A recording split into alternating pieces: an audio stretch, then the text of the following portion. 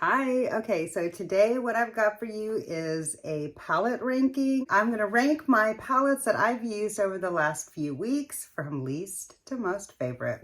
And if you find this kind of content enjoyable, be sure to comment down below and let me know because I'm thinking about doing this as a monthly ranking series. I just think that'll be a fun way for me to keep up with what palettes I'm enjoying from one time to another and just to track and see how those rankings can change over time or like with more usage or less usage, etc. So that was a really long-winded intro. All that to say, I'm going to start ranking my palettes every single month for you, so I hope you love it. If you're here for it, make sure you subscribe. Let's get into it.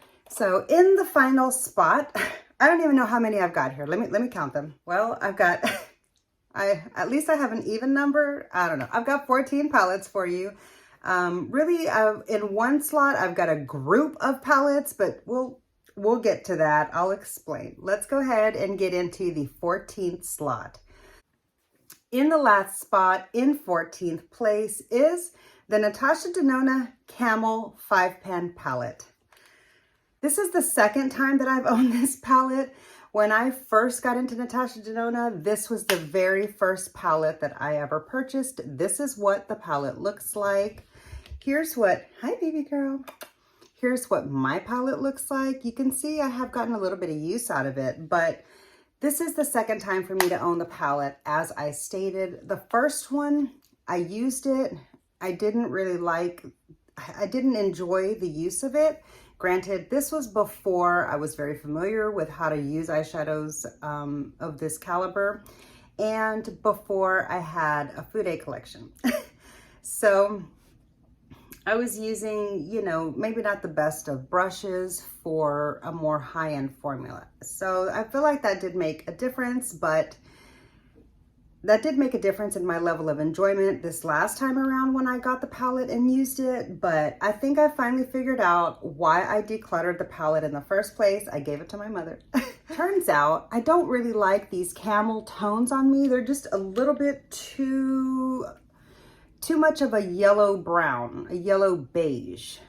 I don't know how to explain it, but for whatever reason, I just felt like maybe if this shade here was a little bit more icy, I would, you know, get a little bit more contrast out of the look. But these two mattes here are just too similar on the eyes. I feel like I don't get enough variation out of the 5 shades that I'm given.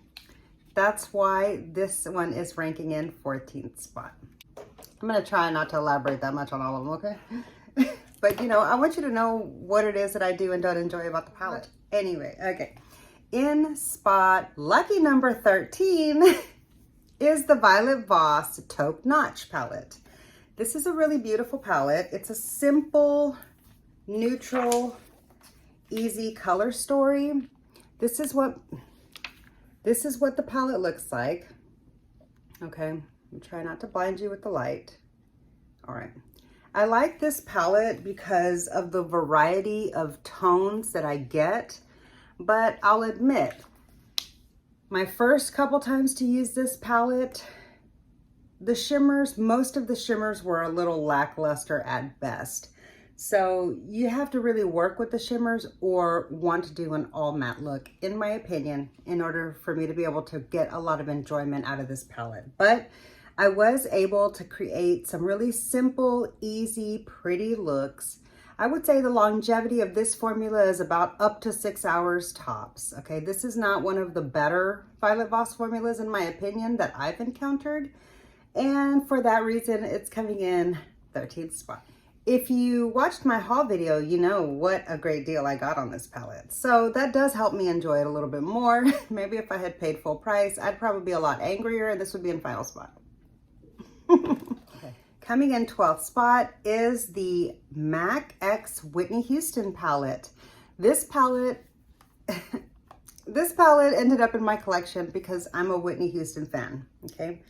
I was a big fan of her music when I was a very young child. Here's what the palette looks like.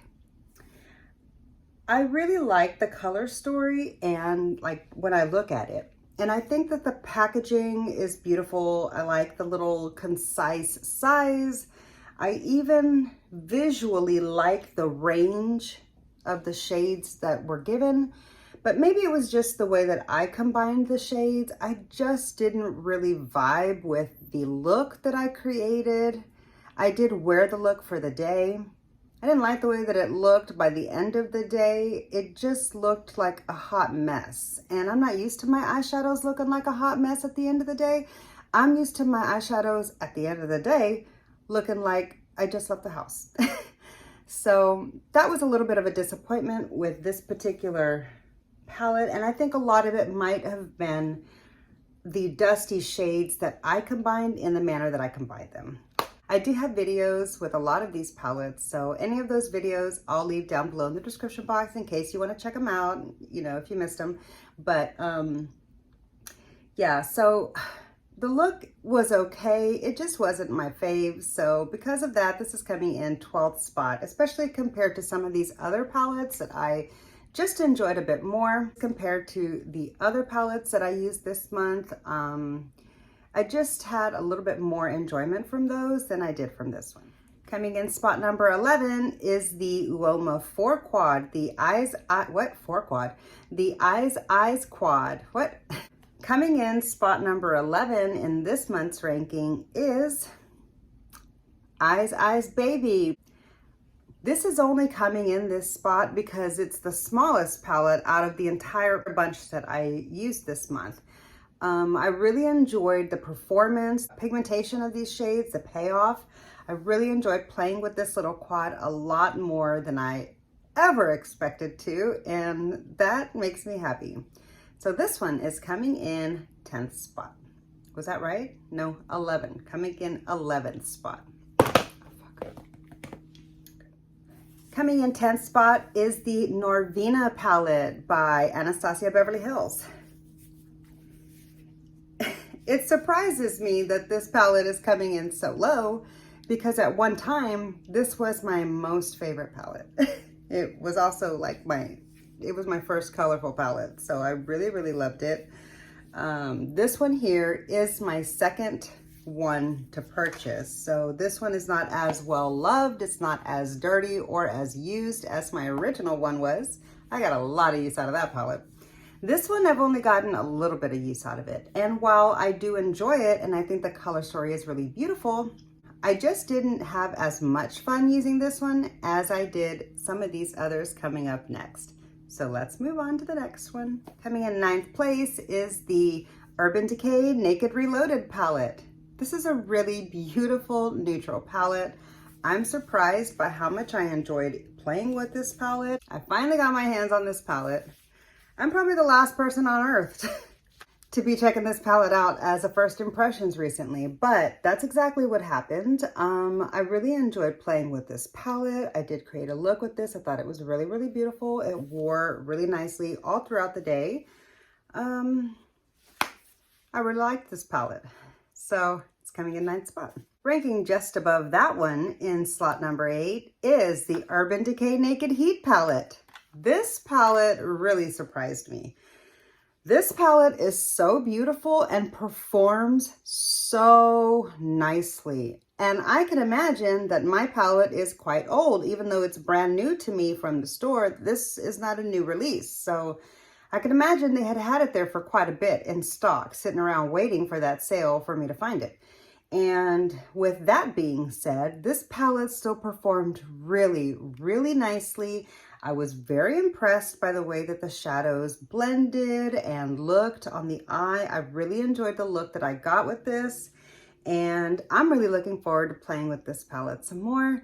It's coming in 8th spot in this month's ranking. Okay, now we're officially at the halfway point.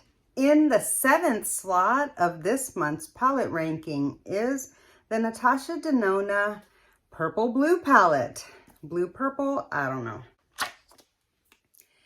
I will admit, even though I got this palette on sale, I feel like I have not gotten my money's worth out of it because I just don't reach into it enough. But I'm really happy to say that I did enjoy playing with it this month.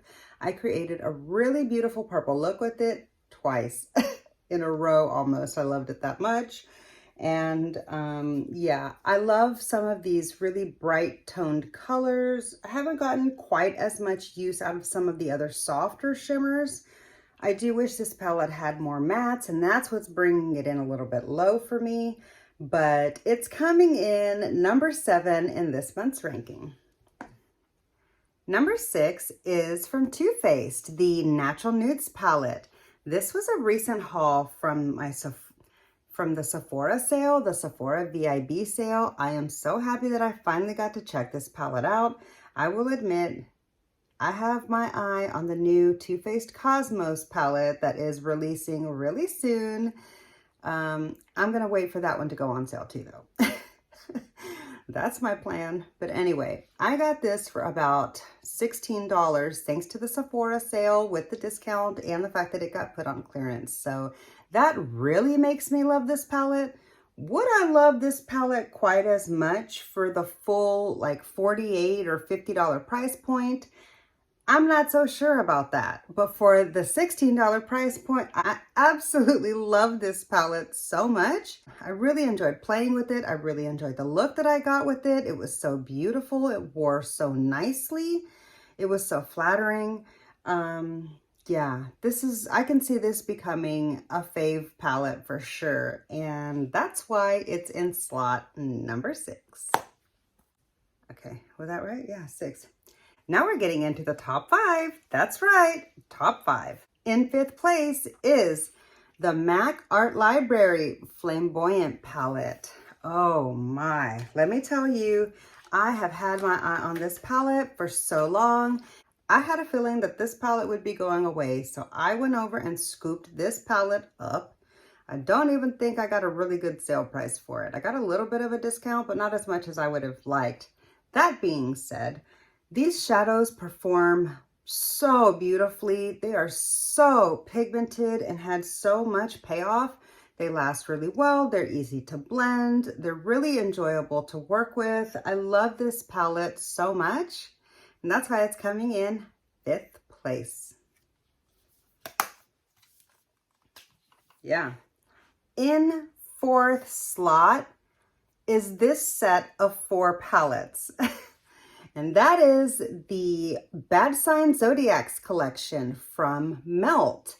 The earth, the air, the fire, the water. These palettes I had so much fun playing with. I really enjoyed the looks that I got out of them. I'm currently wearing 2 of those palettes today to create this really simple but slightly punchy look. And I had a lot of fun filming the look for each of these palettes as well. So yeah, I could tell you which one I like more than the other and like rank each 4 of these, but I'm going to save that for my upcoming ranking my Melt palettes video. So stay tuned for that. But as for now, the 4 of them are going in position number 4. In 3rd place, okay, this is the top 3 palettes of the month. That's a bold statement, but in 3rd place this month is a brand new to me palette. The I'm gonna blind you. Right there. The Patrick Ta Major Dimensions palette. This palette is so beautiful. I finally understand what the hype is all about. It isn't that spectacular looking when you look at the palette, but something about these shades are just really special. The way they look on the eye, the way they perform, the way they last, they're just really beautiful. I really enjoyed working with this palette, and I can see this being a regular go-to, and I'm so glad I finally have it in my collection. It's coming in 3rd place this month.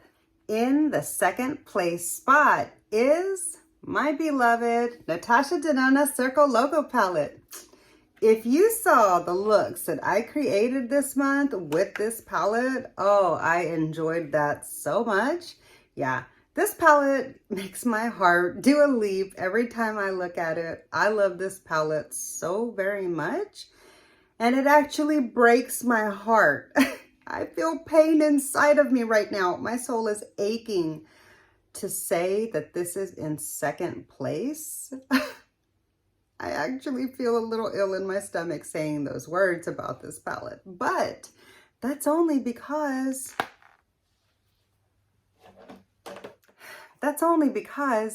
in first place this month is the newest palette from Natasha Denona, the Yucca palette. I'm surprised that this color story is beating out my Circo Loco palette for me personally, as far as how much I enjoyed creating looks with it and all, but I really did enjoy the variety of formulas in this palette. The color story is a lot of fun. There is a surprising amount of range considering it looks so limited in variety of shades that you get, but the payoff is amazing. The performance is amazing. The staying power is amazing. The blendability is just, it's like, it blends itself. It's so much fun to work with. Her super special sparkly shades that she came out with in this palette, I really, really enjoyed them. And I can't wait to use this palette a lot more in the coming months. And that's why it's coming in first place for this month's ranking. Yeah, so those are all the palettes that I used this month, and I had so much fun playing with them. I really enjoyed pretty much all of those palettes. Yeah, it wasn't very easy to rank them, but once I got into it, I feel like they just kind of fell into place exactly where I knew they needed to be. Now, the first and the second place teetered-tottered back and forth a couple of times because, my Circo Loco, you know? Anyway, yeah, so comment down below and let me know if any of those rankings surprised you. Did you think some of those palettes should have ranked higher or lower than I ranked them at? Let me know down below. It's okay if we disagree. It's just makeup. It's not that serious. And yeah, I had a lot of fun talking about these palettes with you today. I hope you enjoyed the video. If you did, please be sure to click the thumbs up. It really does help my channel out so much. Make sure you're subscribed so we can hang out again. And I'll see you in my next video. Bye.